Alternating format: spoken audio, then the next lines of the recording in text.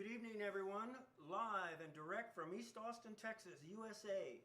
Red Bluff Studios, in collaboration with Red Salmon Arts and the City of Austin, presents Coahuilteca historian Gary Perez, bringing back the pieces of broken tradition, a lecture on the White Shaman rock art cave painting. Gary Perez.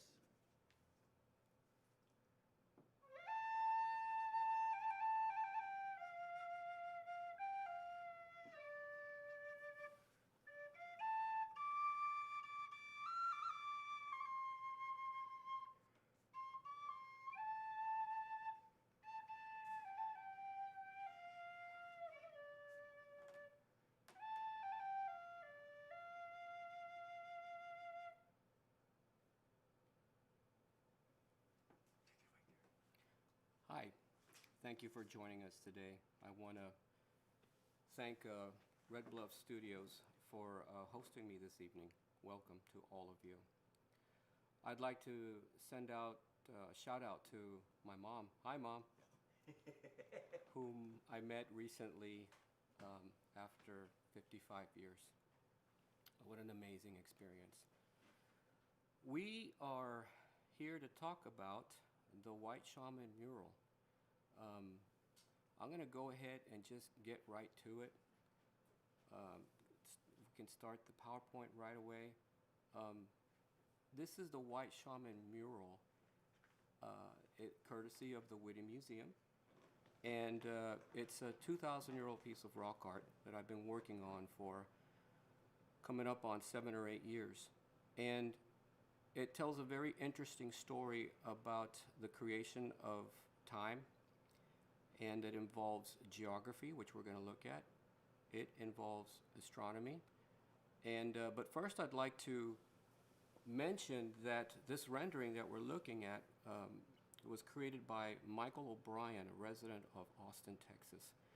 An interesting thing about this rendering is that he took the rock art on a curved and split-face surface, and he pulled the image off studying photographs taken over the last 40 or 50 years by this guy by the name of Jimmy Zingraf. And what he did was he painted it on a flat surface. What he didn't realize what he was doing is that he was giving everything equal space in his own rendering, that we were later able to use inches to miles. So the painting is geography, and it's a map of Texas, and so that's what we're going to look at here right away. One thing I'd like to mention, here in Austin, I was involved in a dive over 20 years ago to help save the Barton Springs salamander, and there's an exhibit over at the Beverly Sheffield Center at Barton Springs. It's called Barton Creek Time Stream, and it just mentions myself and many other folks who've contributed to the protection, restoration, and of the Barton Creek and Barton Springs. So back to the painting.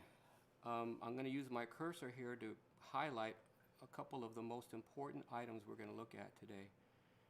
This black line, where it connects to this white line and goes all the way across the painting, is considered to be the ecliptic of the sun's path along the sky. This character here to the left is the sun god, who, after rising, kills Venus, the morning star, represented here as this deer. The story begins that the sun went into the underworld and rode the deer through the underworld over to the very first sunrise. And I think those are some of the most important part of what this painting is trying to tell us about this journey through the underworld to the first sunrise. The archaeological designation of this painting is 41 VV124, 41 for the state of Texas, VV for Val Verde County, and 124 is a site number. It's about 2,400 years old, give or take. Radiocarbon dating. It's 8 by 4 meters large, and it sits overlooking the Pecos River off of a shelter looking over the Pecos River as the Pecos enters the Rio Grande River. One of our initial thoughts is that this part of the painting circled in red and then blown up in front of you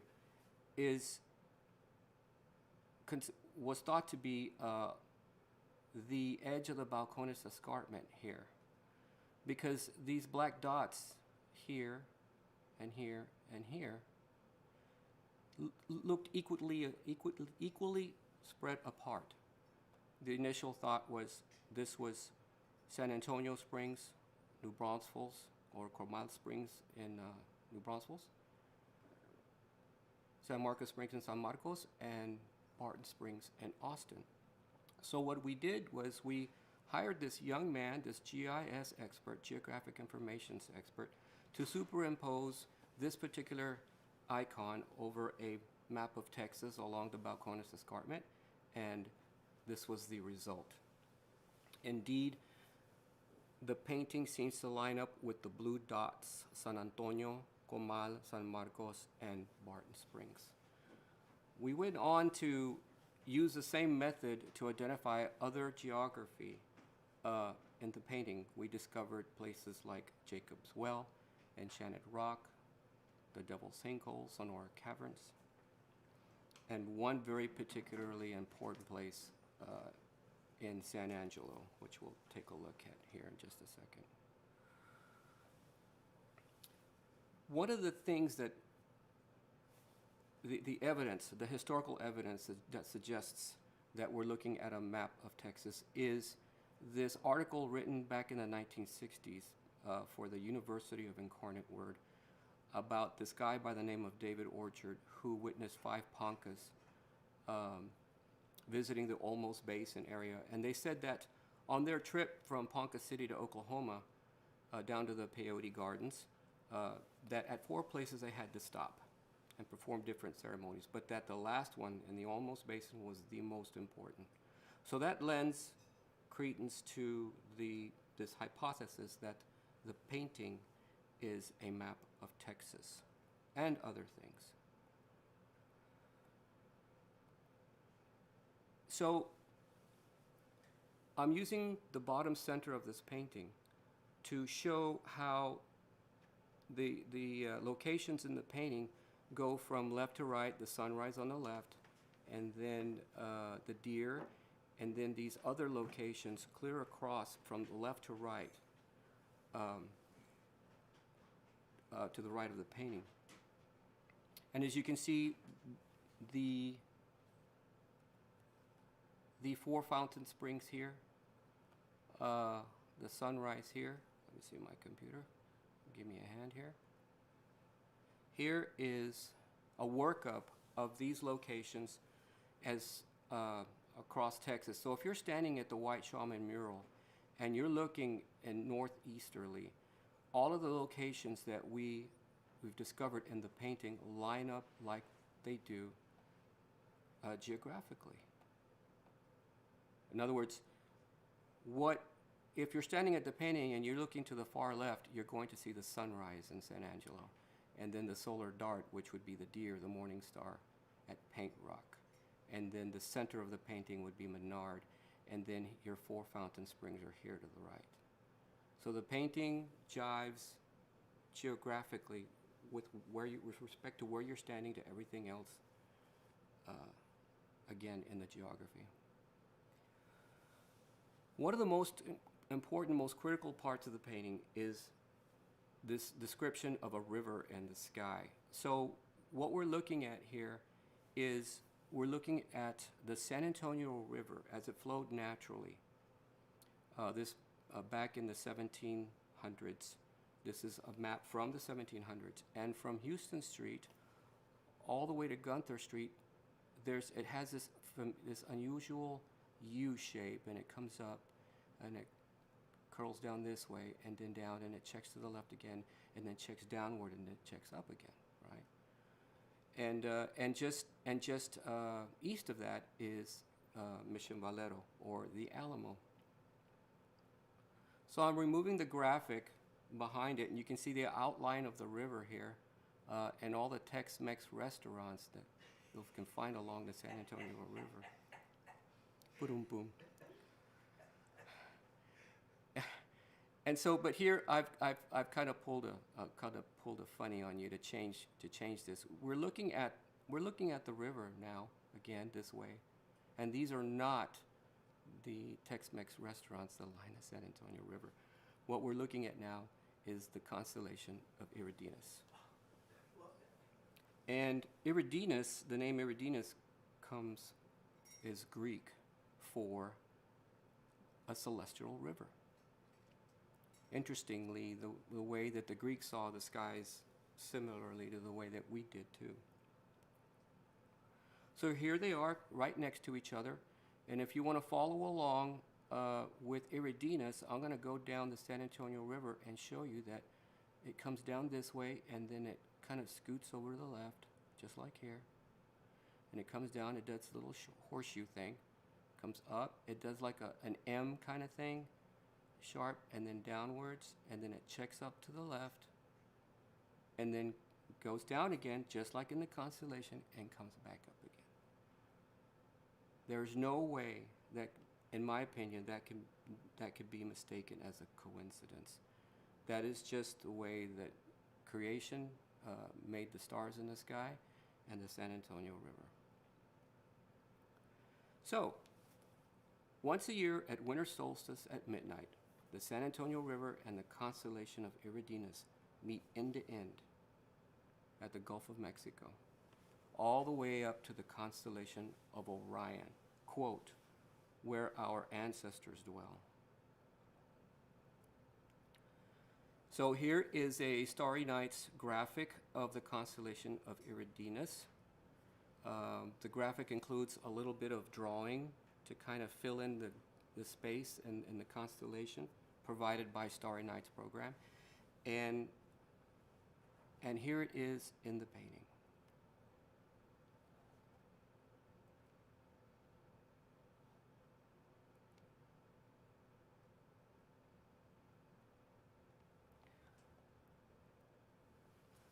So back to the geography, a little bit of the geography. We're going to move forward over to the sun god in the rock art. Interesting about the rock art itself is that the black color and the entire length of the painting was laid down in black first, and then it was laid down in red. Okay, so what's critical to that? So black represents the cold and the dark and the wet, the darkness, even the stars, because they're at night. They come out at night. The red represents hot, sun, warmth, knowledge, power. And the way that this painting was painted, it was there to tell you about a moment in time. The difference between the color black and the color red identifies moments in time, from darkness to sunrise, or as we will see, from things far away in the sky at night that get closer and closer and become more visible, as you'll see here. So once again, the black was laid down first, and then the red. Okay, and if you'll notice, to his right hand side, our left, he has an atlatl in his hand. Well, that's sunlight. That's the sunlight that kills the morning star, Venus, shortly after the sun's arrival at the place called Dawn Mountain. And if you look to your right, this black character over here to your right seems to develop, it's black, so it's at night, And then suddenly, as the sun rises, or the power of the sun affects it, it seems to develop a tail. Interestingly. So, here is that sunrise mentioned in the rock art. It takes place in San Angelo, Texas at winter solstice of every year in between the buttes off of Highway 67.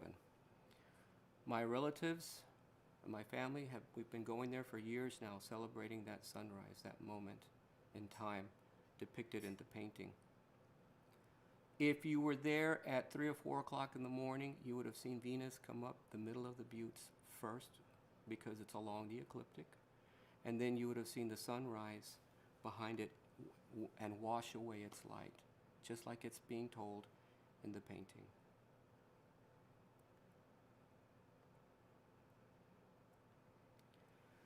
If you were to take away the sunlight, this is the Starry Nights program again, this is what you would have seen. You would have seen Venus ahead, once again, ahead of the sun, and then on December 21st, 2012, and then the sun's light washing Venus away.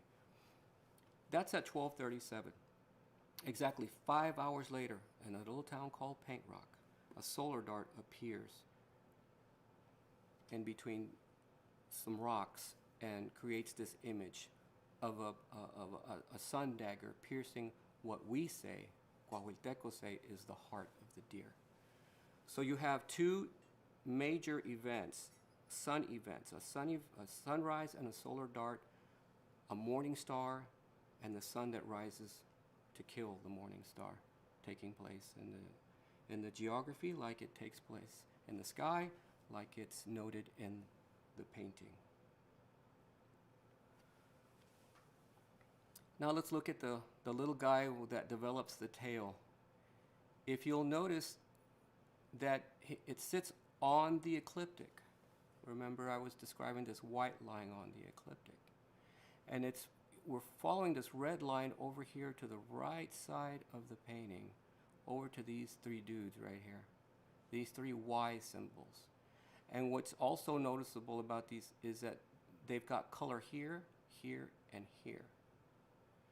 So what is this trying to tell us? This guy is on a path along the ecliptic, passing through these Y symbols. Notice that it passes more so through the center Y symbol right here along the ecliptic. Right here. Passes through here. It misses it just here, but the line does go through this Y symbol here. Okay? So, what are we looking at? We're looking at two things. Number one, we're looking at the constellation of Orion and or Orion's belt, the three stars of Orion. And here is the moment that we're talking about. This is that comet, we're going to call it a comet now, that appeared on October 6th of 2018. The comet, along with Orion, rose in the east. And as the night skies turned, that comet swept across each of those three stars in Orion by the time the sun came up the following morning. And we were fortunate enough as a people to address the matter in ceremony and rejoice over this discovery in the painting. So what I'm going to do now is I'm going to go ahead and go to Starry Night's program real quick to show you that moment right here. And as you'll notice, let's zoom in. I'm going to zoom in. There we go. You'll see, here's the comet. Here's the comet. Right there in the east. Okay? Just as it's about to cross, the tail's about to cross each of the three stars of Orion, the belt of Orion. But what about the ecliptic? Remember the Y it was passing through? The Y that it's passing through is the constellation of Taurus. And I'm just going to back up the comet over to the ecliptic like it shows in the painting. Now the reason why it has its tail is because obviously it's getting closer and closer to the sun. So that's why the color black went first and the red color went second. Because you'll see the star in the sky first, what you think is a star coming at you, and then as it gets closer to the sun, the radiation of the sun creates its tail. Oh. And so that's why you have the black first and the red second as the tail is developed. Okay, let's go back to the presentation.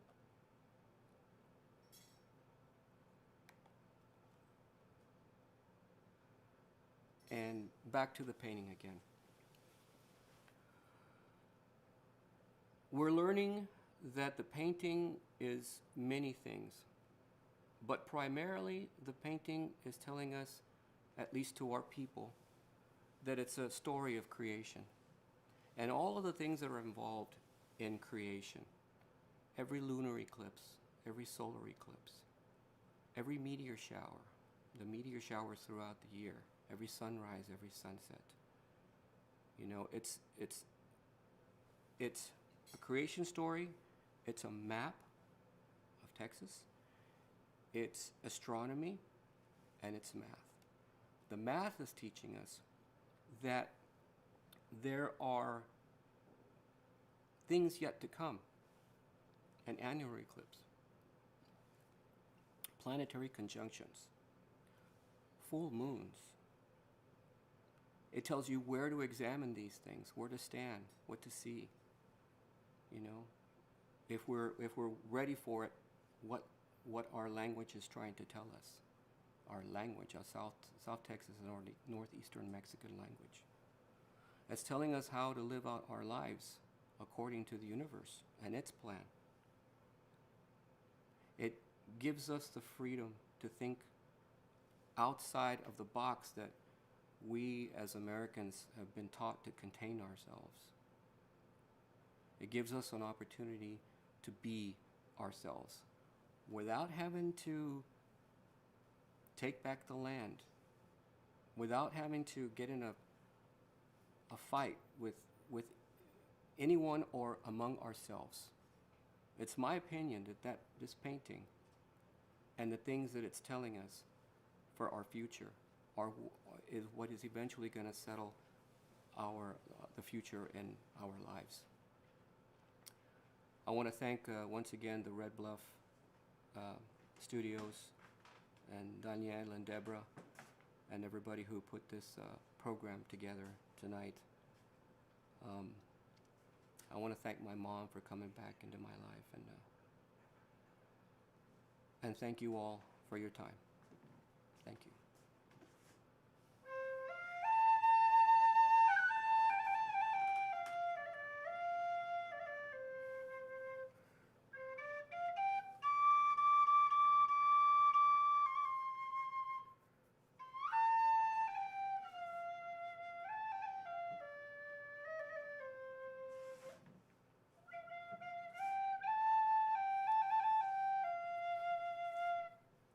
Thank you all for watching.